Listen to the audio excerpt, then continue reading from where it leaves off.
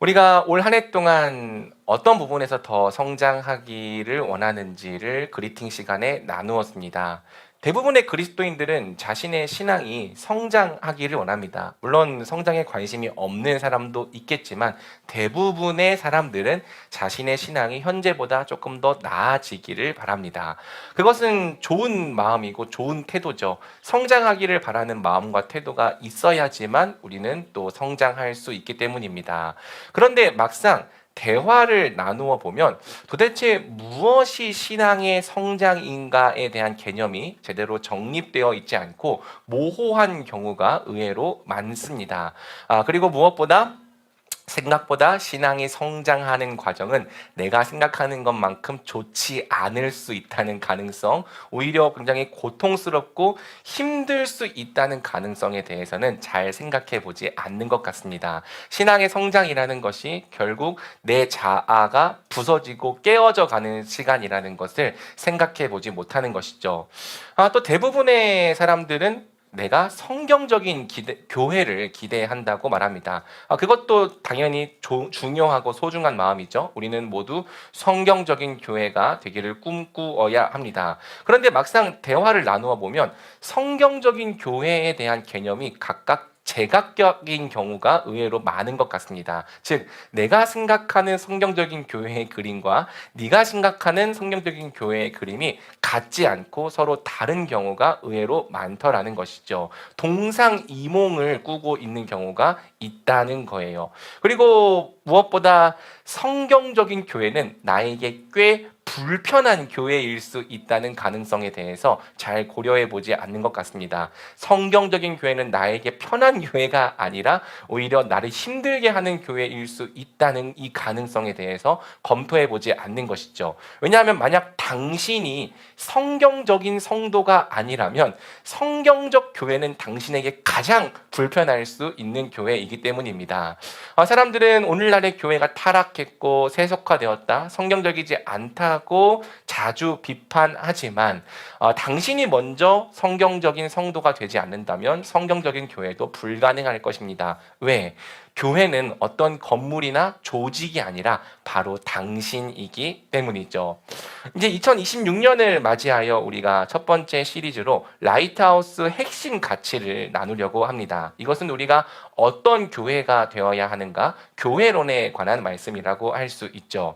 우리 교회는 라이트하우스 무브먼트에 동참하는 형제 교회인데요. 이 라이트하우스 무브먼트는 라이트라고 하는 5가지 가치를 핵심 가치로 삼는 교회 개척 운동입니다. 로드십, 인스피레이션, 제너레이트, 호프, 트랜스포메이션. 이 5가지 가치는 성경 밖에서 정리한 가치가 아니라 성경 안에서 정리해낸 가치입니다. 따라서 우리가 이 5가지 가치에 순종하면 순종할수록 우리의 교회는 점점 더 성경적인 교회에 다가서게 되는 것이죠. 자, 이 중에서 첫 번째이자 으뜸이 되는 가치는 무엇입니까? 바로 로드십입니다. 로드십이란 하나님의 주인 되심, 하나님의 주 되심을 말하는 것입니다. 이 로드십은 신앙의 여러 가치 중 하나가 아니라요, 사실상 유일한 가치라고 말할 수 있습니다. 왜? 로드십이 세워져 있으면 우리는 다른 모든 가치에도 순종할 수 있기 때문이죠. 반대로 로드십이 세워져 있으면 우리는 어떠한 하나님의 명령에도 온전히 순종할 수 없기 때문입니다. 이 로드십에는 회색지대나 중간지대가 없습니다. 왜냐하면 하나님이 주인이시든지 내가 주인이든지 둘 중에 하나밖에는 선택지가 없기 때문이에요. 우리는 하나님도 주인이면서 나도 주인인 그러한 삶을 살 수가 없는 것이죠.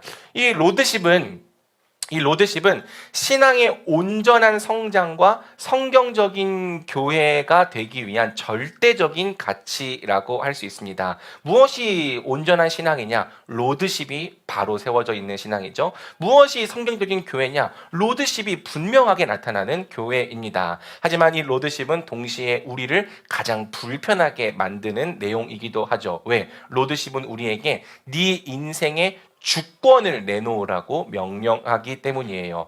그래서 생각보다 많은 이 사람들이 로드십이 애매한 상태로 신앙생활을 합니다. 입으로는 다 하나님을 내 인생의 주인으로 믿는다고 고백하지만 그분이 정말 실제적으로 내 인생의 주인은 아닌 상태로 교회를 다니고 신앙생활을 하더라는 것이죠. 하지만 로드십이 없는 신앙은 가짜다라고 우리 홍민기 목사님께서 말씀을 하십니다.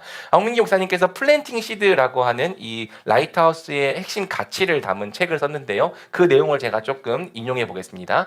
내 인생의 가치관이 변화되지 않는 믿음의 고백은 가짜다.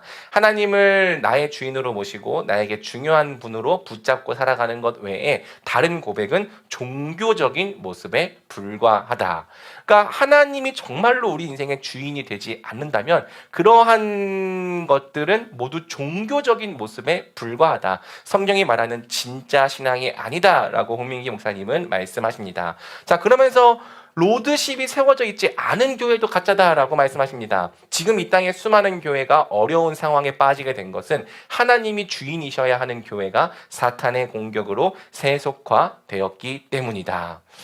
성경이 요구하는 참된 믿음은 주인이 바뀌는 것입니다. 그것을 회심이라고 부르는 것이죠. 만약 우리가 예수님을 믿는다고 고백하면서도 또 교회를 다니면서도 주인이 바뀌지 않은 채로 신앙생활을 하고 있다면 그것은 그저 종교 생활에 불과할 것입니다. 그리고 그러한 사람들로 이루어진 교회 역시 그저 종교적인 공동체에 불과하게 되는 것이죠. 신앙생활은 평생 로드십을 훈련해 나가는 과정이라고 할 수 있습니다. 그렇게 될 때에만 우리는 비로소 성경적인 성도, 성경적인 교회가 될 수 있는 거예요. 하나님은 이스라엘 백성들에게 로드십을 가르치시기 위하여 40년 동안 광야 생활을 허락하셨습니다. 이 광야 생활은 그야말로 광야 학교였죠. 이 광야 학교를 통해서 이스라엘은 다른 무엇보다 하나님이 주인이시다라고 하는 로드십을 배우고 훈련하게 된 거예요. 그래서 오늘 우리는 이 말씀을 통해서 세 가지 질문에 답변을 해보려고 합니다. 첫 번째는 이스라엘이 왜 로드십을 배워야 했는가에 대한 질문입니다. 그리고 두 번째는 하나님께서 어떻게 그들에게 로드십을 훈련시키셨는가에 대한 부분이죠. 그리고 마지막으로는 로드십이 분명하게 세워진 결과 그들은 어떤 백성이 되었는가에 대한 부분입니다. 이 세 가지 질문에 답변을 해보는 것으로 오늘 말씀을 나누어 보도록 하겠습니다. 자, 첫 번째 질문입니다. 이스라엘은 왜 로드십을 배워야 했는가? 이 질문에 답변하기 위해서는 광야 생활이 시작된 지점을 좀 살펴볼 필요가 있습니다. 여러분, 광야 생활이 왜 시작되었습니까? 그것은 가나안 정탐 사건 때문이었죠. 민수기 13장에 이렇게 기록하고 있습니다. 우리가 그 사람들에게 올라가서는 안 됩니다. 그들은 우리보다 훨씬 더 강합니다. 그러고는 그들이 이스라엘 백성들에게 자신들이 살펴보고 온 땅에 관해 좋지 못한 이야기를 했습니다. 우리가 살펴보고 온 그 땅은 거기 사는 사람들을 잡아먹는 땅입니다. 우리가 거기서 본 사람들은 모두 신장이 컸습니다. 우리가 거기서 네피림, 곧 네피림에게서 나온 아낙 자손들을 보았습니다. 우리 눈에도 우리가 메뚜기처럼 보였으니 그들 눈에도 마찬가지였을 것입니다. 하나님은 이스라엘 백성들로 하여금 한 지파당 한 명씩 가나안 땅에 정탐꾼을 보내라고 말씀하셨습니다. 정탐꾼들은 그 땅을 정탐하고 온 뒤에 이와 같은 보고를 했죠. 그들은 우리보다 훨씬 더 강합니다. 그리고 그 땅에 관해 좋지 못한 이야기를 했습니다. 그 땅은 거기 사는 사람들을 잡아먹는 땅입니다. 거기 사는 사람들은 너무나도 크고 강하기 때문에 그들 눈에 우리는 겨우 메뚜기에 불과합니다. 이것이 가나안 땅을 정탐하고 온 정탐꾼들의 보고였습니다. 물론 모든 정탐꾼이 다 이렇게 보고한 것은 아니었습니다. 딱 두 사람은 다른 보고를 했죠. 누구죠? 여호수아와 갈렙이었습니다. 여호수아와 갈렙은 이렇게 이야기합니다. 우리가 살펴보고 온 그 땅은 아주 좋은 곳입니다. 여호와께서 우리를 기뻐하신다면 우리를 그 땅, 곧 젖과 꿀이 흐르는 땅으로 이끄시고 그 땅을 우리에게 주실 것입니다. 제발 여호와께 반역하지 마십시오. 그 땅 사람들을 두려워하지 마십시오. 그들은 우리의 밥입니다. 그들의 보호자는 그들을 떠났고 여호와는 우리와 함께 계십니다. 그들을 두려워하지 마십시오. 이처럼 여호수아와 갈렙 두 사람만큼은 하나님은 그 땅이 좋은 땅이라고 말하면서 하나님이 우리와 함께 계신다면 능히 그 땅을 차지하게 될 것이라고 보고했죠. 자, 여러분, 이 두 고백의 결정적인 차이가 무엇입니까? 바로 가나안 거민들을 누구와 비교하고 있는가에 있습니다. 여러분, 이 여호수아와 갈렙은 가나안 거민들을 하나님과 비교했습니다. 가나안 거민들을 하나님과 비교하니까 그들이 아무리 인간적으로 강하고 능해 보일지라도 그들은 하나님의 밥에 불과하다. 우리의 밥에 불과하다라고 이야기할 수 있었죠. 반대로 10명의 정탐꾼의 눈에는 하나님이 보이지 않았습니다. 그러니까 가나안 거민들과 우리를 비교하면서 그들이 보기에 우리는 메뚜기에 불과하다라고 이야기를 했던 거예요. 백성들은 누구의 말을 더 들었습니까? 10명의 말을 더 들었습니다. 그래서 성경은 이들이 밤새도록 통곡하며 하나님을 원망했다고 기록합니다. 민수기 14장 2절부터 3절을 우리 함께 읽어보겠습니다. 시작. 우리가 이집트에서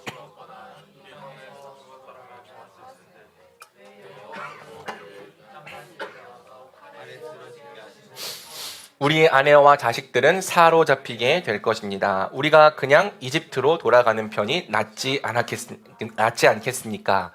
여러분, 이것이 백성들의 원망과 불평이었습니다. 우리가 차라리 이집트에서 죽는 게 더 낫지 않았겠습니까? 아니면 그냥 이 광야에서 죽는 게 더 낫지 않겠습니까? 왜 하나님은 우리를 여기까지 데려와서 이방 사람들의 칼에 쓰러지게 하시는가? 우리는 그냥 이집트로 돌아가는 게 더 낫지 않겠는가?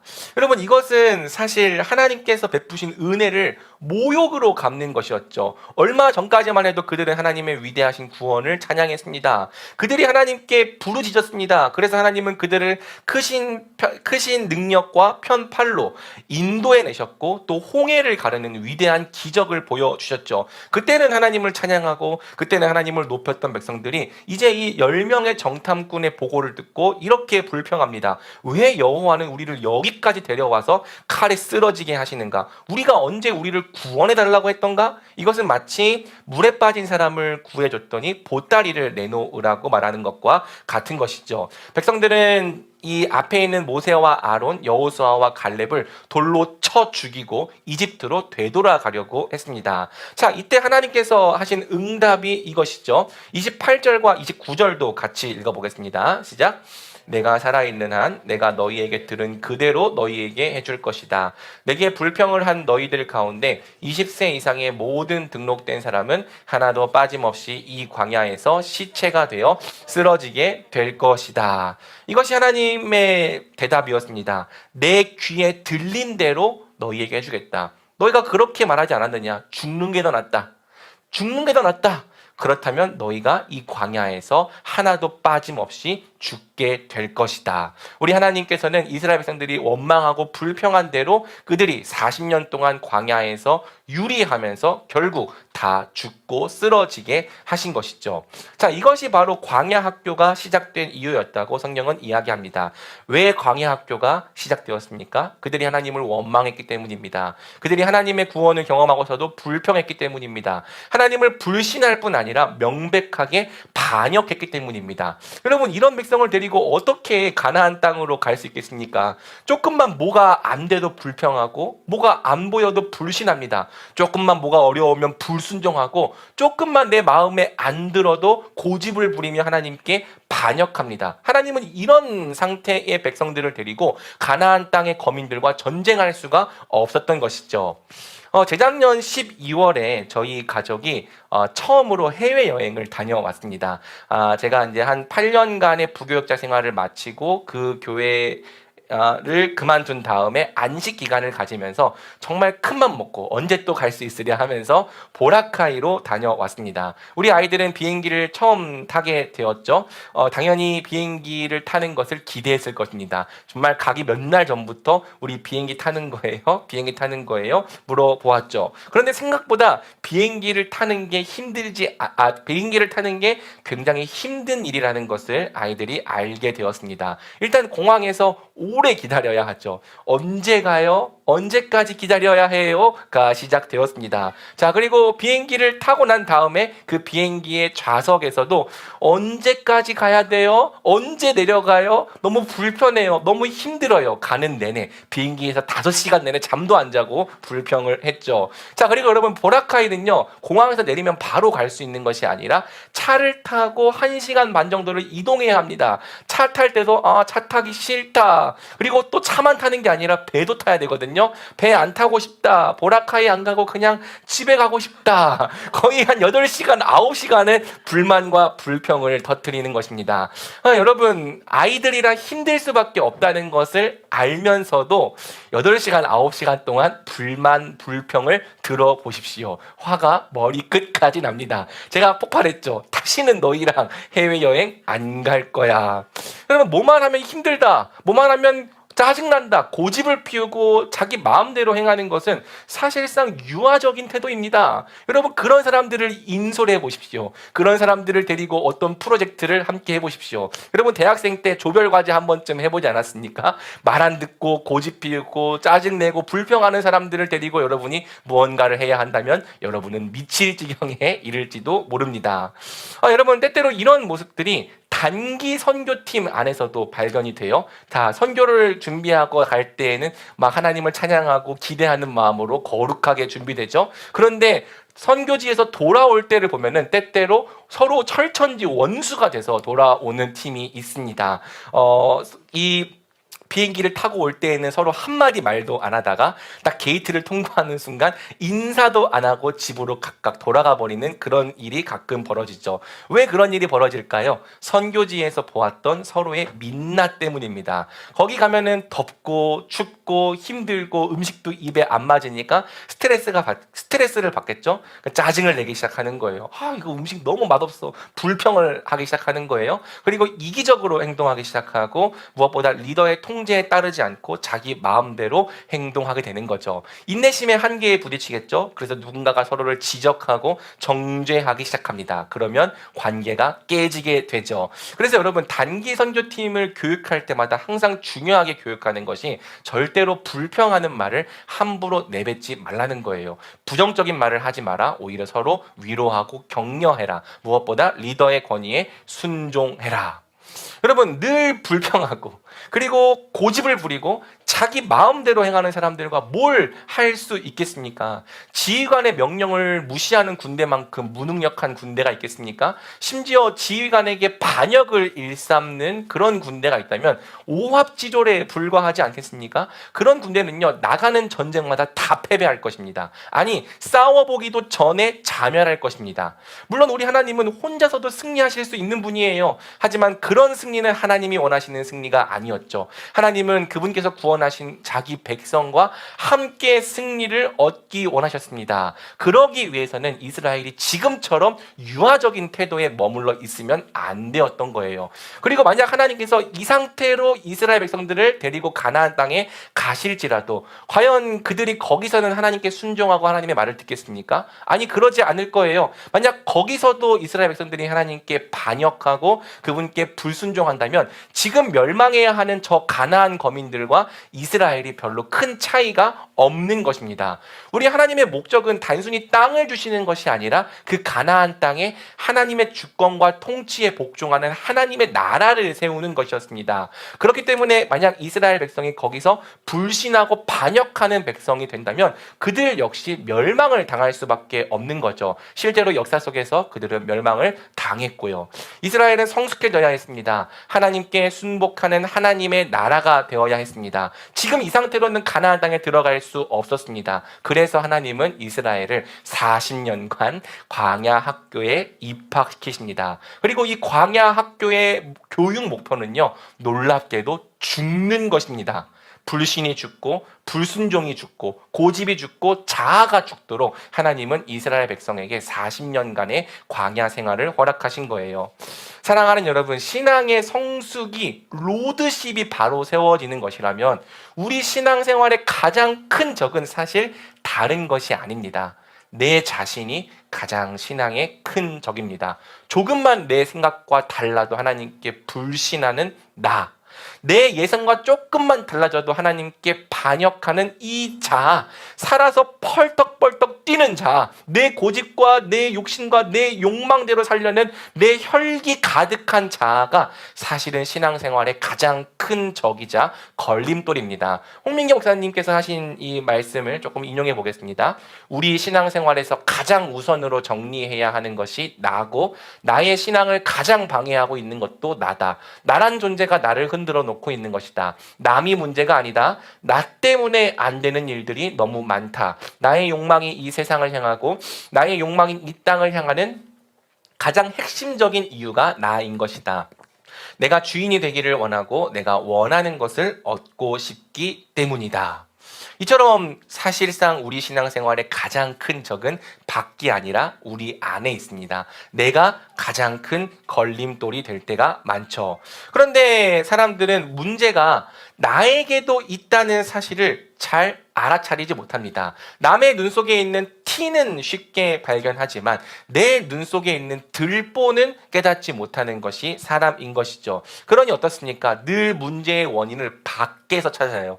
이 교회는 저게 문제야. 이 목사는 저게 문제야. 저 사람은 저게 문제야. 물론 실제로 그 교회에는 그런 문제가 있을 겁니다. 저 목사에게도 그런 문제가 있을 거고요. 저 사람에게도 그런 문제가 있을 확률이 큽니다. 그런데 왜 당신에게도 문제가 있을 거라는 가능성에 대해서는 생각해 보지 않으십니까? 여러분, 문제가 당신에게도 있었다는 사실은요, 생각보다 쉽게 증명됩니다. 왜? 여러분이 그 문제를 피해 찾아간 다른 곳에서도 그와 똑같은 문제를 경험하게 되기 때문이죠. 여러분, 정말 희한한 일이에요. 그 문제가 싫어서 그 문제를 피해서 다른 곳으로 갔는데 우리는 그곳에서 또 비슷한 일을 경험합니다. 이유는 간단하죠. 원인이 당신에게도 있었기 때문이에요.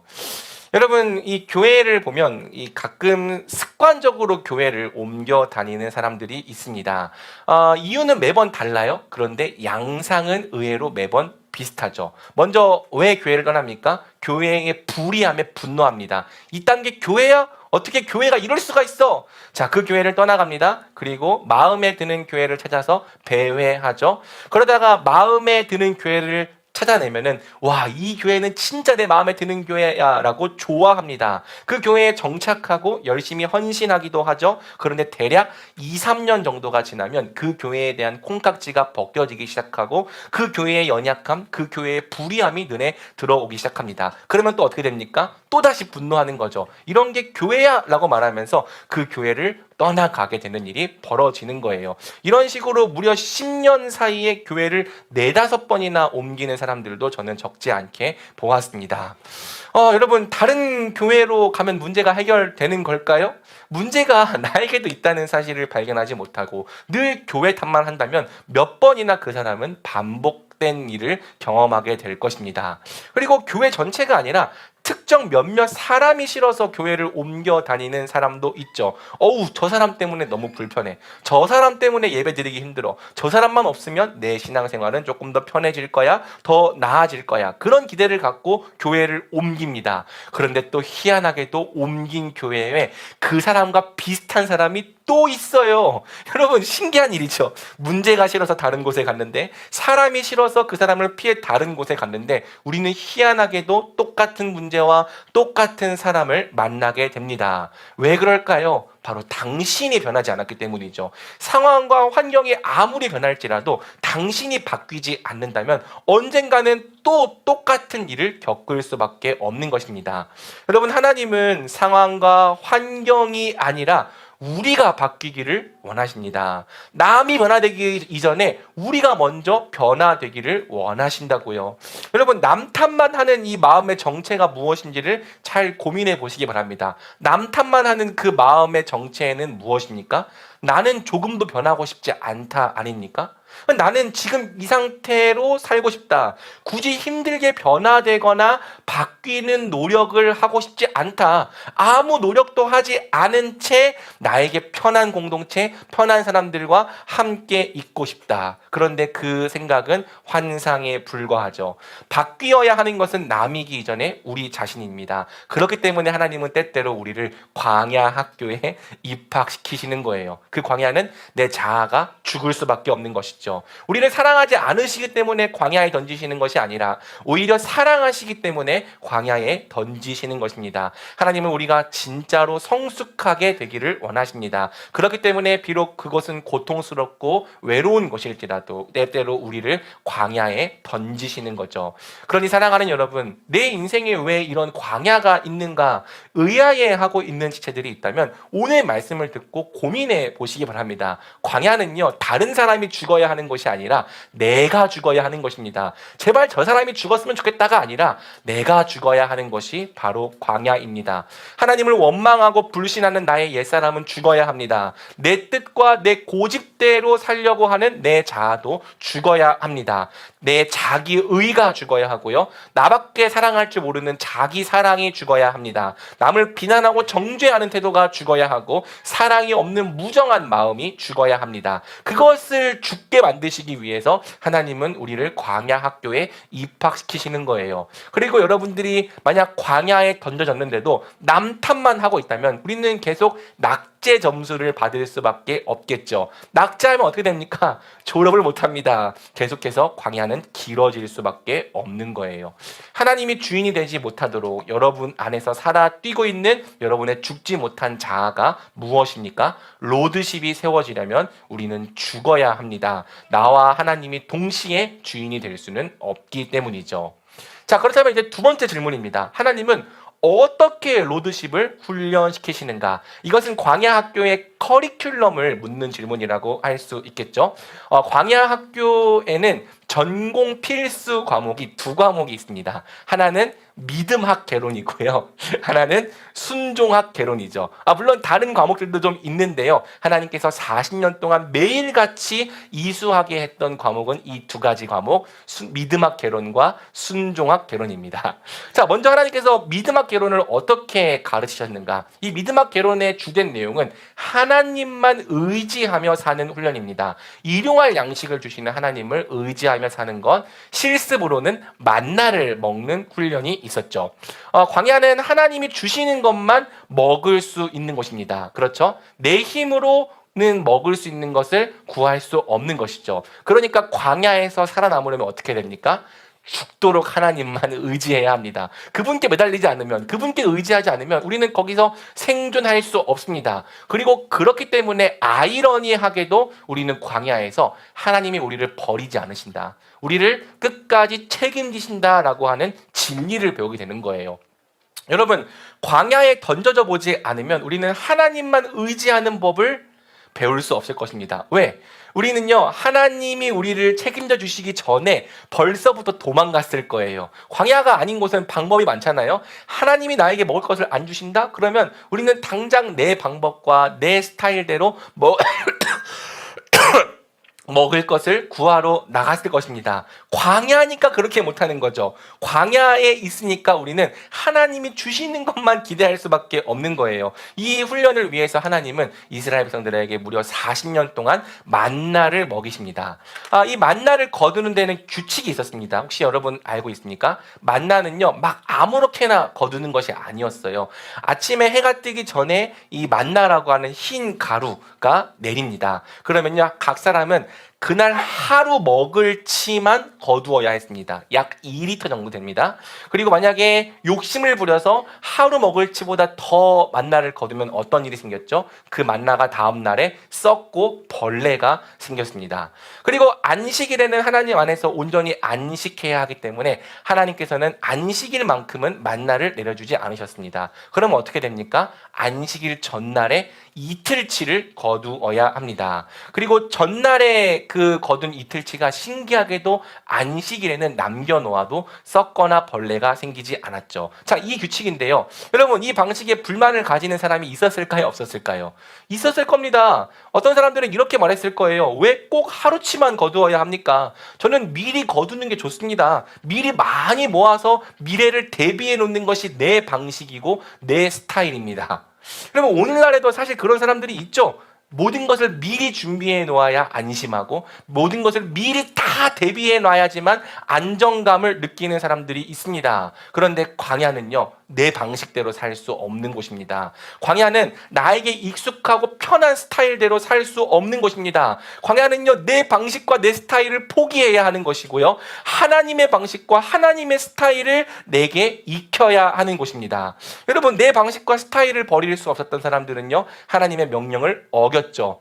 오늘 만나가 내렸다고 내일 또 내릴지 어떻게 아냐? 미리 모아놓는 게 안전한 거지, 유비무환이지. 그렇게 만나를 차곡차곡 모아놨던 사람들은 하나님께서 그 모든 만나를 썩게 하시는 것을 경험하게 되었습니다. 열심히 모아놨지만, 미래를 위해 대비해 놓았지만, 하나님께서 그 모든 것을 다 헛되게 만드시고 그들의 태도를 꺾어버리신 거죠. 여러분, 반대 스타일도 있지 않았을까요? 왜 꼭 안식일을 미리 준비해야 하는가? 그날 일은 그날 가서 해결하는 게 내 스타일이야. 하지만 하나님은 순종하지 않았던 이스라엘 백성들을 쫄쫄 굶기십니다. 나갔지만 빈손으로 돌아오게 하셨던 것이죠. 이 40년 동안의 훈련을 통해서 이스라엘 백성들은 사람이 떡으로만 사는 게 아니라 하나님의 입에서 나오는 모든 말씀으로 산다는 것을 알게 되었습니다. 내 방식과 내 스타일대로 사는 것이 아니라 일용할 양식을 책임져 주시는 하나님만 의지하는 법을 배우게 된 것이죠. 여러분, 그곳은 스스로 물과 음식을 얻을 수 없는 곳이었지만 이스라엘 백성들은 40년간 굶어 죽지 않았습니다. 심지어 성경은 그들의 옷과 신발조차 헤어지지 않았다라고 이야기를 합니다. 이 40년간의 훈련을 통해 이스라엘은 드디어 하나님이 그들의 참된 목자시며 공급자이신 것을 알게 된 거예요. 그리고 이것이 믿어지니까 어떤 태도가 그 안에 생겨났습니까? 더 이상 무엇을 먹을까? 무엇을 마실까? 무엇을 입을까? 염려하는 태도에서 벗어날 수 있었던 것이죠. 먼저 하나님의 나라와 의를 구하는 백성으로 준비될 수 있었던 것입니다.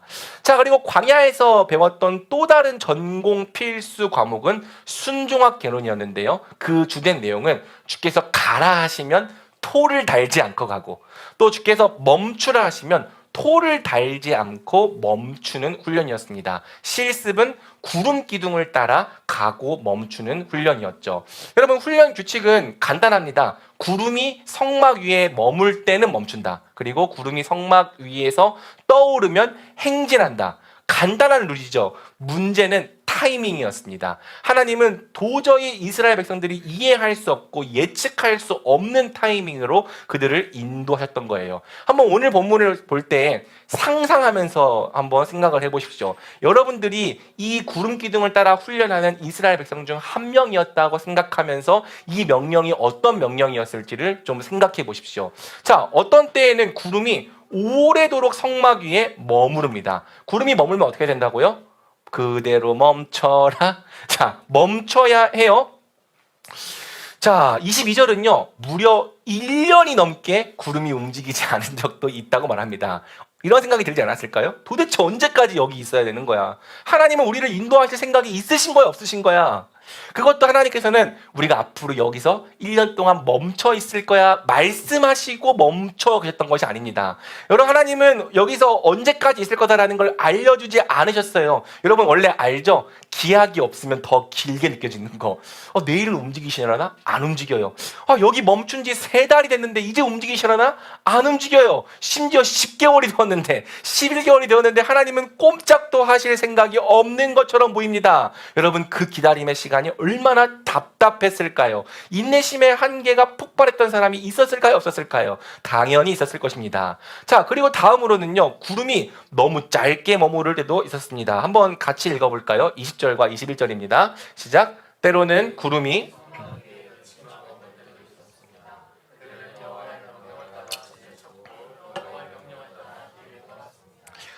구름이 저녁부터 아침까지만 머물러 있을 때도 있었습니다. 그런 때 그들은 아침에 구름이 떠오르면 낮이든 밤이든 구름이 움직이면 그들은 길을 떠났습니다.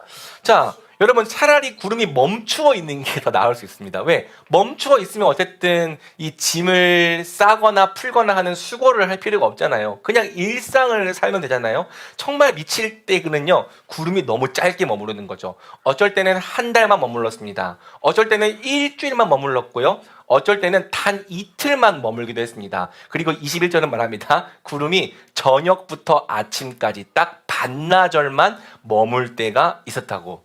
여러분, 이제 하나님께서 멈추셔서 좀 쉬겠구나 하고 장막도 다 쳐놓고 이제는 여기서 머물 세팅을 다 해놨는데 그 다음날 아침에 구름이 빠밤 하고 떠오르는 거예요. 여러분, 그 아침에 어떤 기분이 들었겠습니까? 와, 진짜 하나님 너무 하신 거 아니야? 라는 생각이 들지 않았겠습니까? 심지어 21절 하반절은요, 구름이 밤에도 움직였다라고 이야기를 합니다. 여러분, 군대 갔다 온 청년들은 화스트 페이스라는 훈련을 한번 해보신 적이 있을지 모르겠습니다. 한 새벽 2시나 3시에 갑자기 사이렌이 울리죠. 왜 화스트 페이스. 자, 오래전이라 잘 기억이 안 나는데 화스트 페이스. 그럼 어떻게 합니까? 자다가 번쩍 일어나서 군장을 써야 됩니다. 요즘에는 안 바른다고 하지만 저 때는 발랐는데 위장 크림을 다 발라야 합니다. 그리고 열심히 달려가서 탄을 수령하고 모든 군장을 짊어진 채로 작게 지역으로 가야 합니다. 요즘에는 화스트 페이스 훈련도 다 알려주고 한대요. 오늘은 새벽 4시에 있을 거예요. 그러면 여러분 대비해놓고 자면 되는데, 여러분 저 때는 그렇지 않았습니다. 그냥 갑자기 자고 있는데 일어나가지고 이 뭐야 파스트 페이스 하면은 막 얼타면서 군장을 쌓고 이렇게 작게 지역으로 나갔던 기억이 납니다. 여러분, 하나님께서 이스라엘 백성에게 놀랍게도 화스트 페이스 훈련을 시킨 거예요. 자고 있는데 구름이 떠오릅니다. 야, 구름 움직인다. 그러면 일어나서 짐을 싸고 행진해야 하는 거예요. 어른부터 아이까지, 노인까지 예외가 없고 남자도 여자도 다 하나님의 말씀에 순종해야 했던 것이죠. 자, 그리고 이 훈련의 최고 난이도는요, 바로 하나님께서 패턴을 섞으셨다는 것입니다. 바로 만약에 일정한 패턴이면은 예측할 수 있잖아요.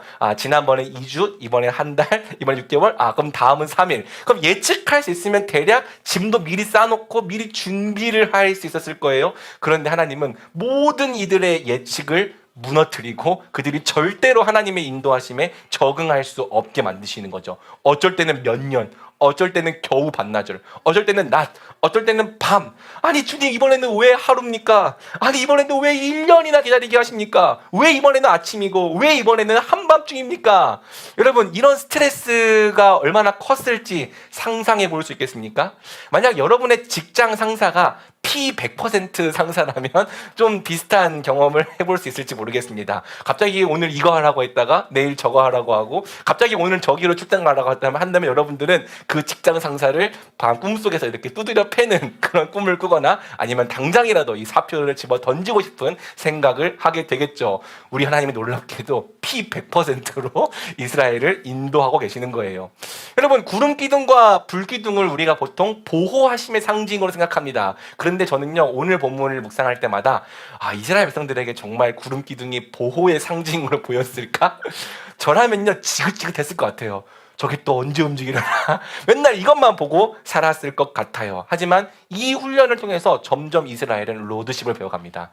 점점 이유를 묻지 않고 하나님이 가라 하시면 가게 되고요. 점점 이유를 묻지 않고 하나님이 멈추라 하시면 멈추게 됩니다. 이유를 다 알 수 없을 때에도 그분은 주인이시라는 것, 납득이 되지 않을 때에도 하나님은 오르시다는 것, 내 상황, 내 기분, 내 감정과 상관없이 하나님은 내 순종을 받기에 합당하신 분이라는 것을 배워가게 되었던 것이죠. 바로 이러한 훈련을 통해서 하나님을 대적하던 고집스러운 자아가 죽고, 주께서 가라 하시면 가고 멈추라 하시면 멈출 수 있는 백성으로 이스라엘은 준비되어 갔던 거예요.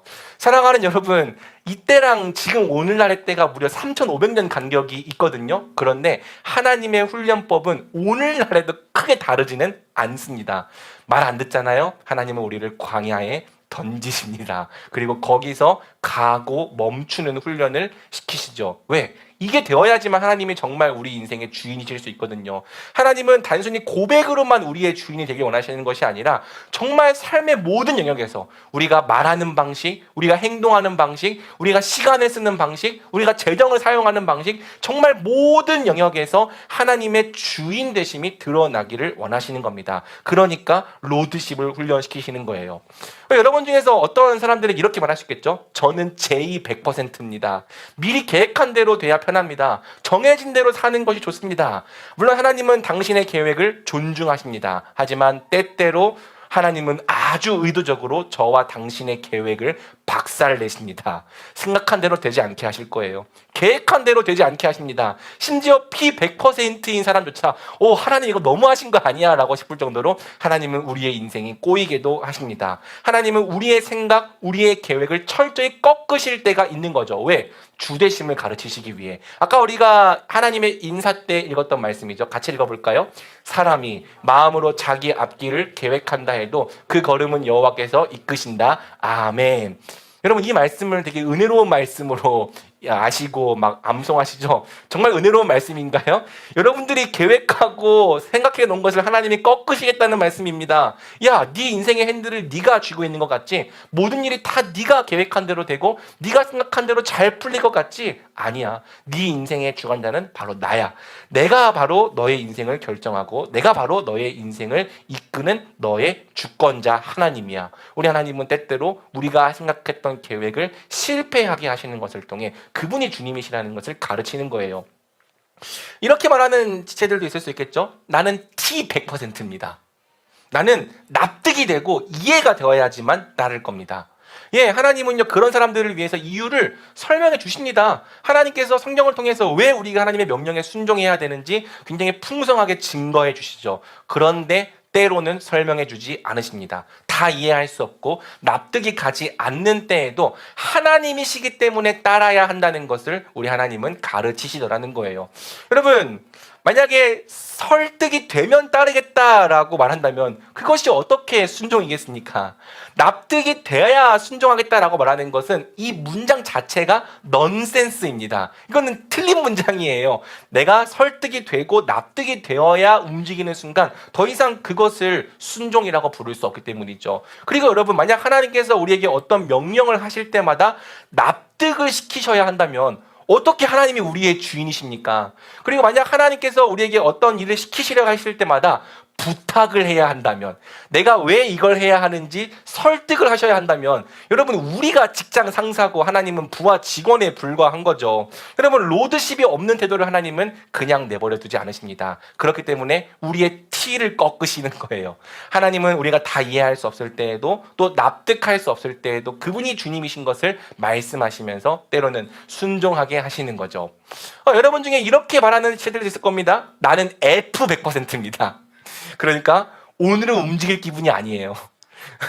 나중에 감정이 좀 괜찮아지면 그때 생각해 보겠습니다.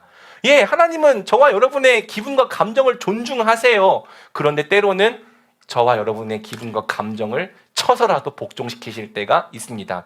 여러분, 만약 하나님께서 여러분의 감정과 기분에 따라 눈치를 보셔야 된다면 그분이 어떻게 여러분의 주인입니까? 그리고 여러분이 기분이 좋을 때는 하나님을 따라드리고 또 기분이 안 좋을 때는 주님, 저는 이거 할 기분이 아니에요, 불순종한다면 어떻게 하나님이 정말 우리의 주인이실 수 있겠습니까? 결국 당신이 주인 아닙니까?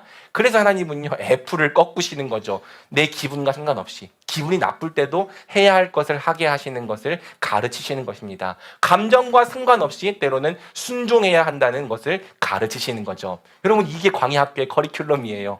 이러한 훈련이 쉽겠습니까?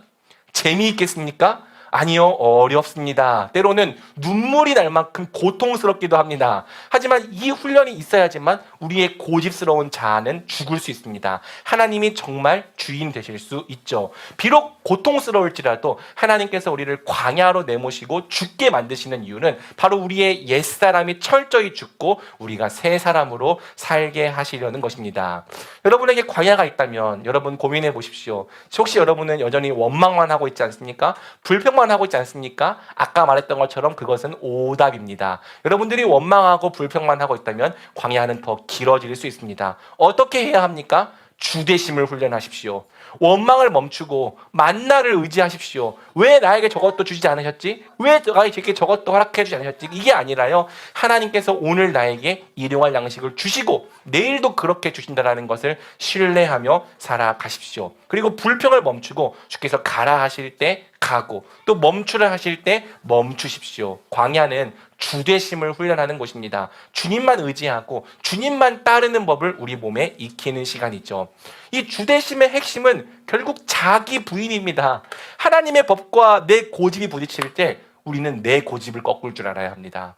하나님의 뜻과 내 욕심이 충돌할 때 우리는 내 욕심을 내려놓을 줄 알아야 하는 거죠. 하나님의 명령과 내 판단이 서로 상충된다면 우리는 내 판단이 틀렸다고 인정할 줄 알아야 되는 거고요. 하나님이 인도하시는 길과 내 계획이 다르다면 우리는 내 계획을 포기하고 꺾을 줄 알아야 합니다. 광야는 치열하게 나를 꺾고 자기를 부인하는 곳이에요. 치열하게 자기를 부인하고 자기 십자가를 져야지만 하나님을 주인으로 인정하지 못하는 우리의 옛사람, 옛 자아가 죽을 수 있는 거고요. 우리의 옛 자아가 죽는다면 비로소 로드십이 세워지는 것입니다. 여러분, 바울의 본을 따르십시오. 바울은 이렇게 말합니다. 그리스도 예수께 속한 사람들은 육체와 함께 그 정욕과 욕망을 십자가에 못 박았습니다. 우리가 매야 할 일, 우리의 옛사람을 십자가에 못 박는 것입니다. 바울은 이렇게도 말합니다. 나는 날마다 죽습니다. 우리는 매일 죽어야 합니다. 그렇게 될 때 하나님이 우리의 진정한 주인이 되시고 하나님이 주인 되시는 삶의 진정한 묘미를 경험할 수 있는 것이죠. 자, 이제 마지막 세 번째 질문입니다. 로드십이 세워진 결과 그들은 결국 어떤 백성이 되었는가? 딱 한마디로 이렇게 설명할 수 있습니다. 그들은 승리를 얻는 백성이 되었다. 여러분, 로드십의 특권은 승리입니다. 로드십이 똑바로 세워지는 순간 우리는 승리하기 시작합니다. 여러분이 혹시 좀 옛날 영화긴 한데 실미도라는 영화를 아시나요? 우리 20대 친구들은 모를 수도 있는데 이 정부가 김일성을 제거하기 위해서 684 부대라고 하는 비밀 부대를 만듭니다. 그리고 그 비밀 부대원들은 오합지졸들이에요. 사형수, 죄수, 깡패, 시정잡배들을 모아서 군대라고 모아놨습니다. 당연히 어떻습니까? 명령에 불복하는 것은 기본이고 군기 같은 것도 없고 저질 체력, 뛰지도 못하고요. 장애물 통과하는 훈련을 하는데 막 철조망에 깔려가지고 막 거기서 락락 이러고 있습니다. 그리고 막 외줄 타는 훈련이 있는데 줄 타다가 떨어집니다. 이 오합지졸에 불과했던 이 상태를 영화 초반부에 보여줍니다. 그런데 영화가 진행되고 나서 이들이 계속 훈련을 받으니까요. 나중에는 역전의 영사로 변화됩니다. 한번 제가 오랜만에 한번 영화를 찾아봤는데요. 나중에 이제 달리기를 하는데 조교들이 못 쫓아와요. 원래는 조교들이 앞서가고 이 병사들이 뒤에 따라갔는데 나중에는 병사들이 총이랑 이 방탄을 쓰고 뛰는데도 조교들이 못 따라올 정도로 빨리 달리기 시작하죠. 그리고 이 철조망 통과, 원래 옛날에는 여기서 막 걸려가지고 으악 이러고 있었는데 지금 이렇게 하면서 모든 철조망을 싹 지나가 버립니다. 그리고 총을 쏘면요 백발백중이 되고, 그리고 칼을 던지면은 딱 저 빨간 점에 정확하게 딱 날아가서 박힙니다. 가장 지리는 장면은요 이거죠. 야, 이 외주를 이렇게 쓱쓱쓱쓱 해가지고 전부가 다 일제히 통과하는 장면을 우리에게 보여줍니다. 여러분, 이스라엘이 이랬던 거예요. 40년 전과 완전히 달라졌습니다. 그들은 하나님만 의지하는 백성이 되었고, 하나님께서 좌로 가라 하시면 군말 없이 좌로 가고, 하나님께서 우로 가라 하시면 군말 없이 우로 가는 백성이 된 것입니다. 그러니까 어떤 일이 벌어집니까? 싸우는 전쟁마다 승리합니다. 그들은 요단 동편에 있던 바산왕 옥과 아모리 왕 시온을 무찔렀고요. 요단강을 건너간 다음에도 그 땅에 있는 모든 족속들을 쳐 부쉈습니다. 여리고 전쟁을 생각해 보십시오. 하나님이 한마디도 하지 말라고 하니까 아무도 한마디도 하지 않고 멋지게 이렇게 묵묵히 여리고성을 도는 순종을 합니다. 마치 684 부대원처럼 불평 한마디 없이 불순종 없이 묵묵히 자기 역할을 수행하는 것을 통해 승리를 얻는 백성이 되었다라고 성경은 이야기를 하는 거예요.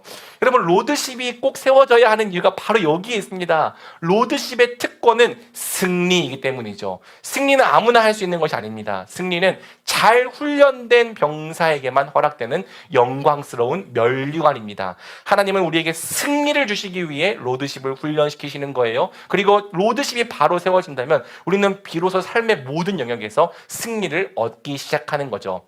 간혹 교회는 병원이다라고 말하는 사람들이 있습니다. 저는 그 말을 부정하지 않아요. 교회는 연약하고 병든 죄인들이 오는 공동체가 맞죠. 그런데 교회를 그저 병원이다라고 말하는 것은 교회를 향한 하나님의 높은 부르심을 부정하고 불신하는 것입니다. 성경은 교회가 병원이라고만 말하지 않아요. 교회는 결국 하나님의 군대가 되어야 한다고 말하죠. 에스겔 선지자에게 하나님이 놀라운 비전을 보여주셨습니다. 하나님의 성령이 마른 뼈 위에 임하자 그 마른 뼈들이 하나님의 지극히 큰 군대로 일어서는 것을 보지 않았습니까? 교회는요, 군대가 되어야 하는 공동체입니다. 연약하고 병든 상태로 왔다가 하나님의 전신갑주로 무장되고 그리스도의 좋은 병사로 새롭게 거듭나는 곳, 훈련되는 곳이 바로 교회인 거죠. 그리고 저와 여러분이 그리스도의 좋은 병사가 된다면 비로소 삶의 모든 영역에서 승리를 얻기 시작할 거예요. 나와의 싸움에서 승리를 얻을 겁니다. 가정에서 승리를 얻고 일터에서, 사업장에서 승리를 얻기 시작할 것입니다. 우리가 투입된 모든 곳에서 죄의 저주를 끊고 그곳 가운데 편재한 죄의 열매를 몰아내기 시작할 것입니다. 복음의 능력으로 화평케 할 것이고요. 또 복음의 능력으로 잃어버린 영혼들을 하나님께 돌아오게 만들 것입니다. 내가 어디에 있든지 나를 통해 하나님이 영광을 받으시는 삶을 살게 될 것입니다. 마치 684 부대원처럼요. 우리가 훈련되었기 때문이죠. 그리고 교회 전체가 로드십에 순복하는 하나님의 군대가 된다면 우리 교회는 그야말로 하나님의 전초기지가 될 거예요. 이 교회에 오는 자마다 하나님의 거룩하심을 보게 되고 이 교회에 오는 자마다 거듭남과 회심을 경험하게 될 것입니다. 이 교회에 오는 자마다 생명의 역사를 보게 되고 하나님과 함께 승리한다는 것이 무엇인지를 알게 되겠죠. 여러분, 이 승리의 비전이 보이지 않습니까? 승리의 유일한 비결은 하나밖에 없습니다. 로드십이죠. 여러분, 선택하십시오. 여러분의 인생은 병자로 마치기를 원합니까? 아니면 병사로 마치기를 원합니까? 훈련이 싫다면 병자로 마쳐도 됩니다. 그런데 그렇다면 여러분, 승리도 기대하지 마십시오. 그냥 여러분은 누군가가 평생 돌봐주고 챙겨줘야 하는 사람으로 살다가 주님 앞에 가게 될 수 있습니다. 만약 여러분들이 진짜 승리하고 싶다면 한번 믿음으로 살아보는 것, 그리스도와 가는 곳마다 함께 승리를 얻는 백성이 되어보고 싶다면 로드십을 훈련하십시오. 자기를 부인하고 그리스도께 순복하는 그리스도의 좋은 병사가 되시기를 바랍니다. 말씀대로 살아갈 때 우리는 말씀이 약속하는 승리를 얻게 될 것입니다. 우리 말씀에 심기는 교회가 로드십이 바로 선 교회, 주와 함께 승리를 얻는 주님의 군대로 일어서기를 간절히 축복합니다. 아멘.